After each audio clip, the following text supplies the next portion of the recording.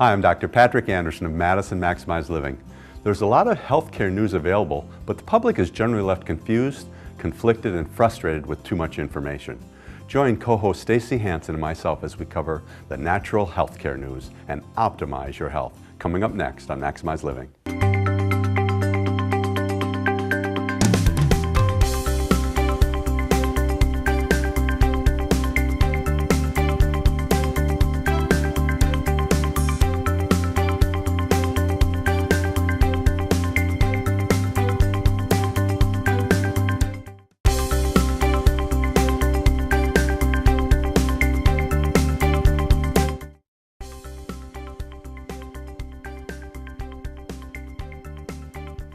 Welcome back to Maximize Living with Dr. Patrick Andersen. We're talking today natural healthcare news. We've gathered some news from you from around the web to enlighten you and some new incredible things that have been found.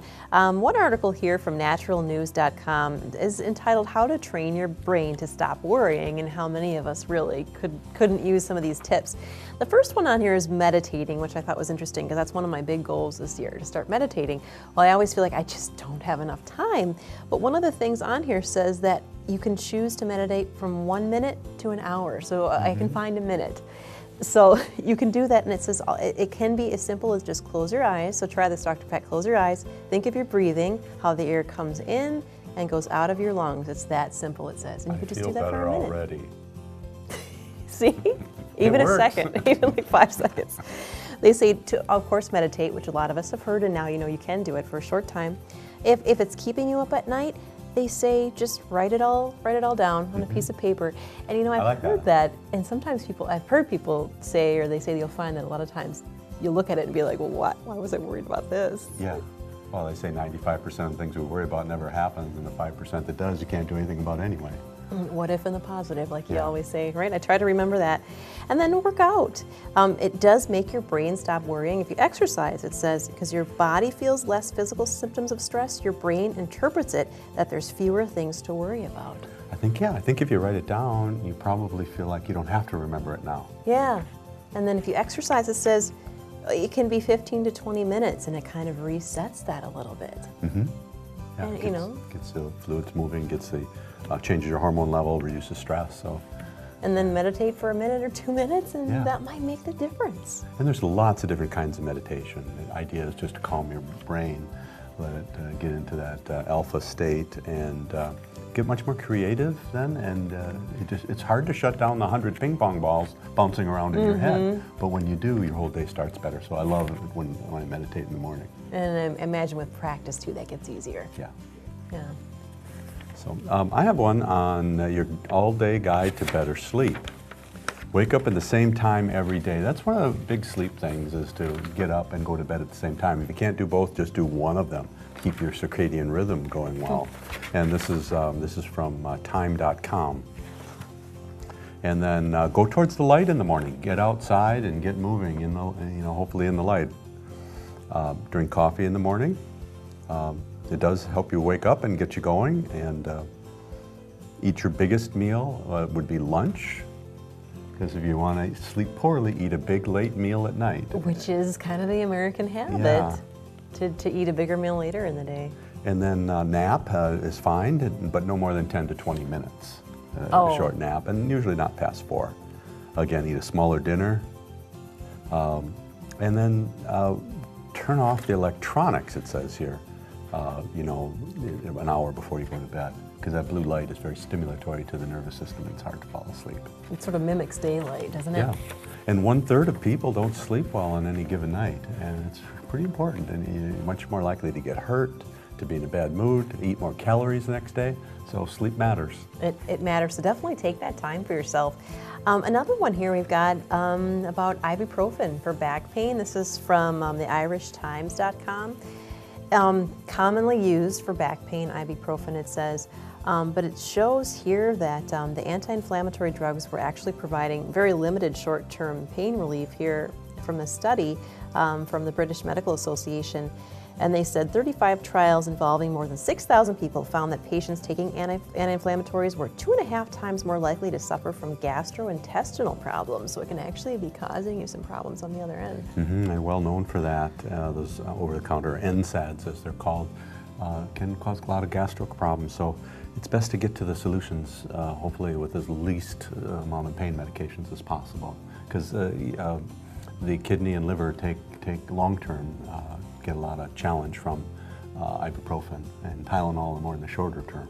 So definitely want to find out the cause rather than just mask it with the medications. Right. But when I went to the dentist, and unfortunately there was a lot of pain, I did take something for the first time in 15 years. Really? Yeah. Sometimes. After, I had a cold sweat, I was in pain, and I couldn't believe it, but wow. It did calm it down, and I'm glad we have that for emergency purposes. Right, exactly. Well, stay with us. We'll have more on healthcare news right after the break.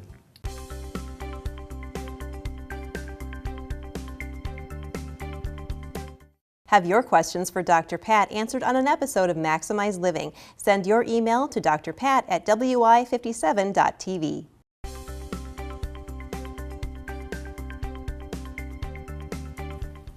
Welcome back to Maximize Living with Dr. Patrick Andersen. We're talking natural healthcare news today with news we've gathered from around the web to share with you. This one I really like. This is the link between clutter and depression. It says, it's been proven clutter is a bummer. And this is coming from houselogic.com. And I thought this was fun, and maybe some of you ladies would agree with me. It showed that the link between the high cortisol, the stress hormone in female homeowners, and a high density of household objects or clutter. They found that the more clutter people have, the more stress women feel, the more anxiety they feel. It says men, on the other hand, don't seem to be bothered by the mess. Isn't that funny? Isn't that funny? I wonder why that is. It says women associate a tidy home with a happy and successful family. The more dirty the house is, the more anxious women feel.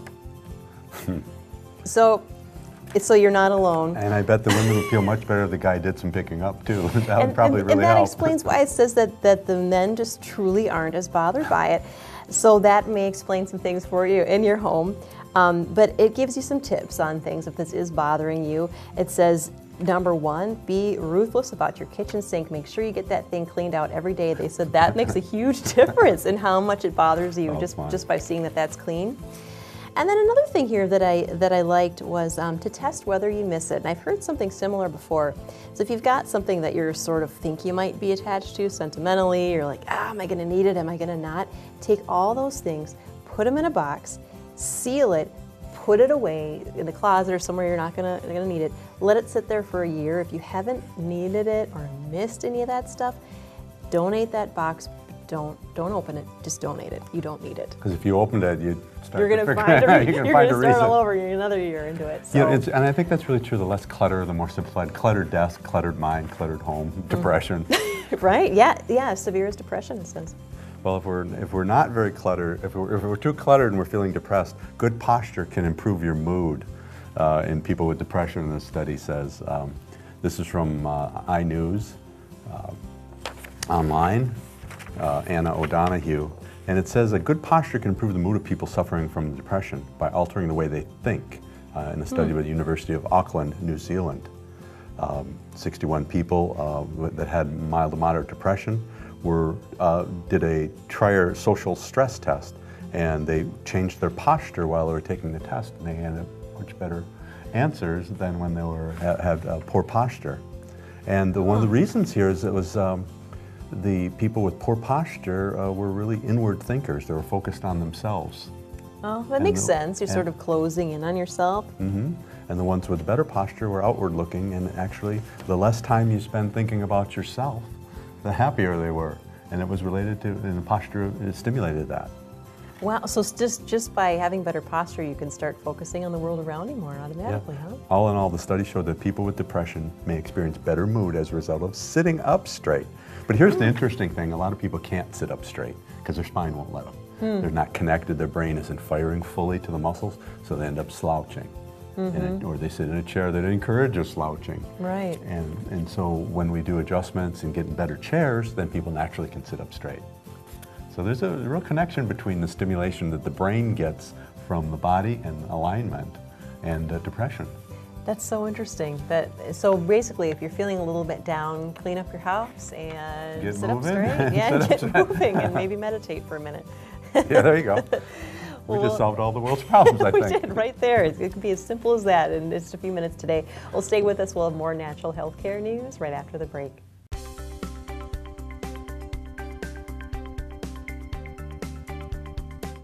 Have your questions for Dr. Pat answered on an episode of Maximize Living. Send your email to drpat@wi57.tv.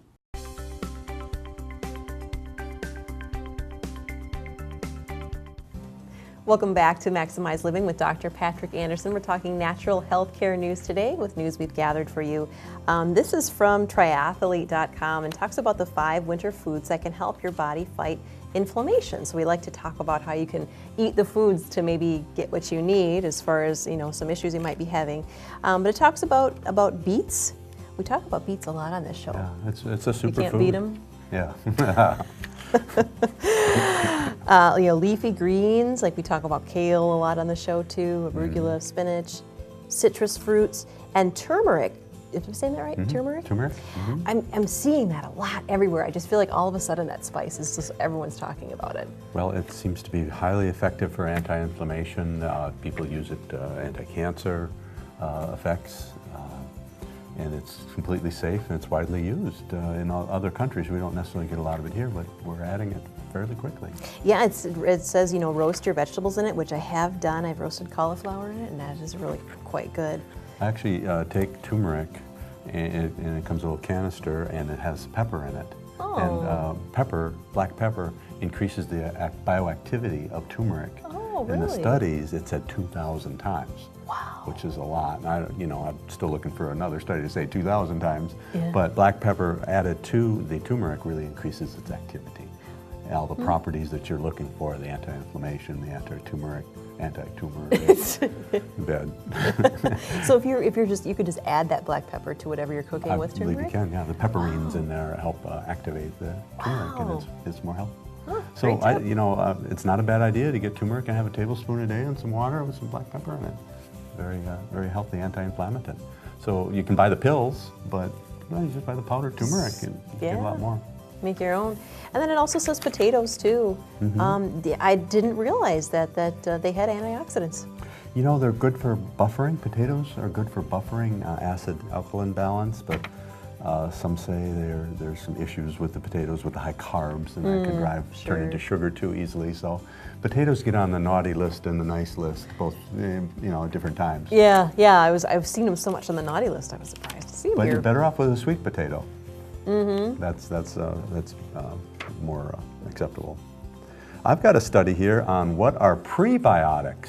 So we've all heard of probiotics and the push of how 75% of our immune system comes from our probiotics in our gut, and how imbalanced most people are. But this article is about prebiotics, and most people are saying, what in the world do I have to know about prebiotics Right, now? another thing to learn, yeah. You have, the prebiotics are what your probiotic eat. Oh, so you've got to feed your probiotics. Yeah.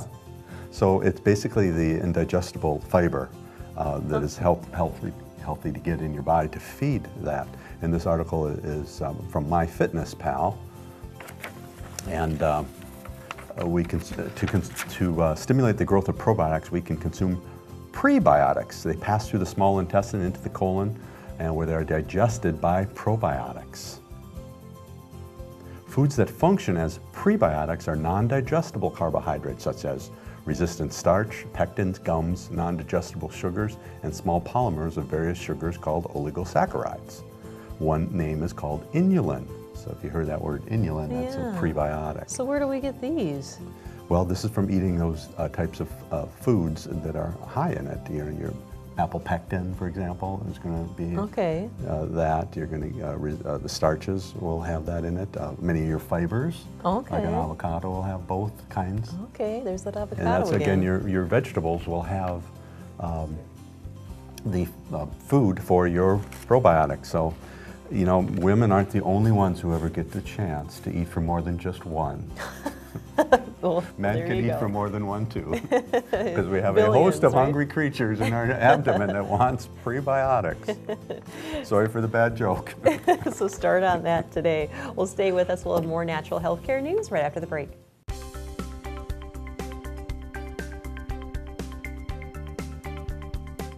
Have your questions for Dr. Pat answered on an episode of Maximize Living. Send your email to drpat@wi57.tv.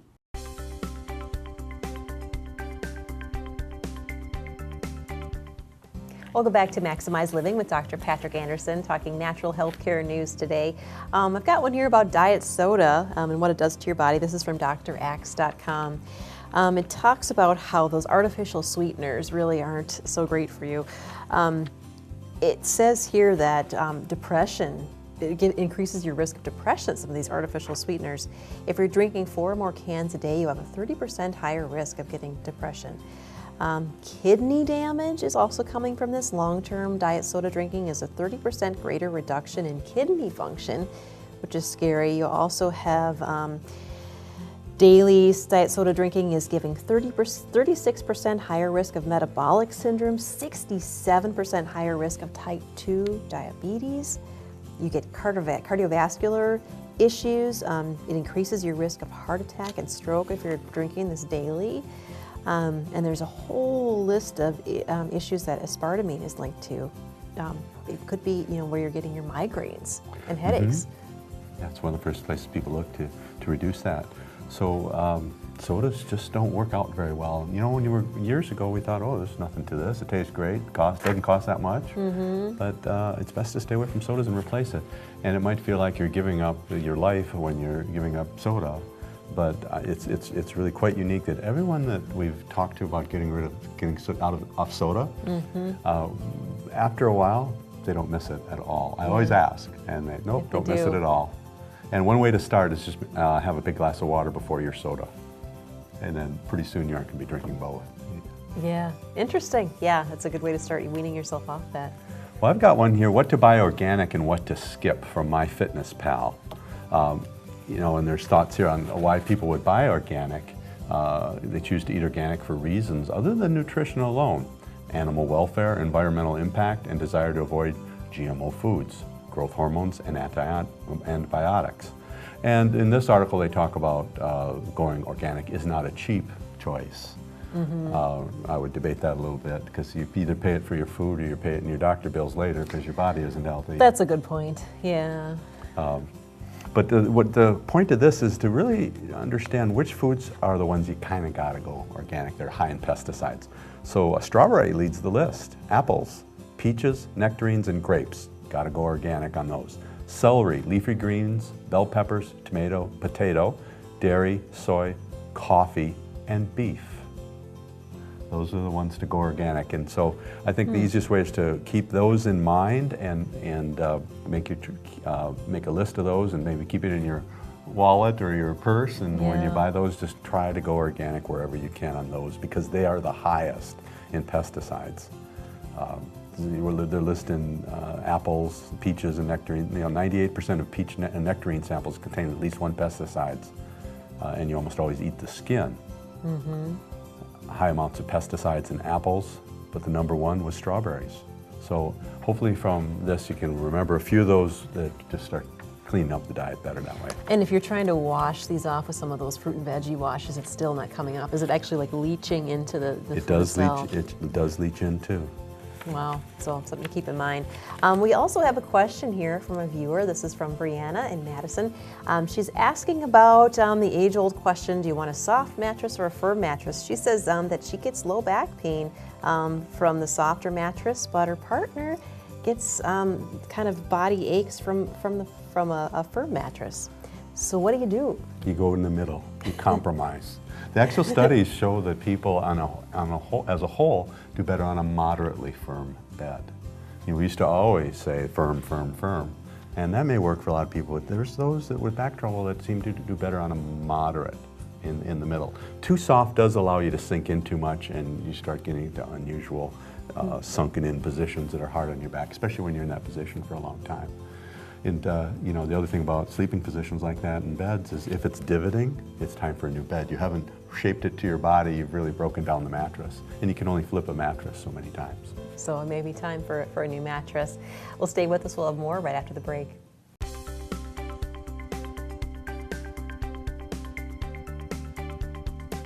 Have your questions for Dr. Pat answered on an episode of Maximize Living. Send your email to drpat@wi57.tv.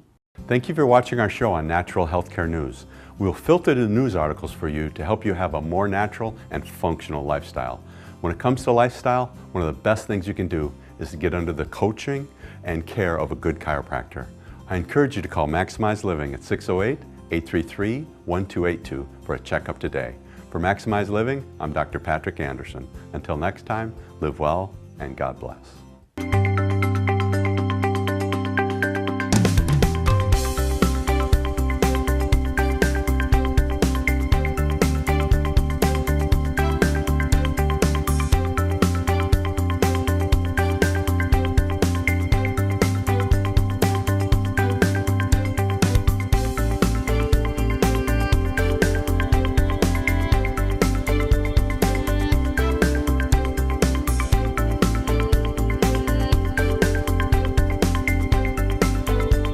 Have your questions for Dr. Pat answered on an episode of Maximize Living. Send your email to drpat@wi57.tv.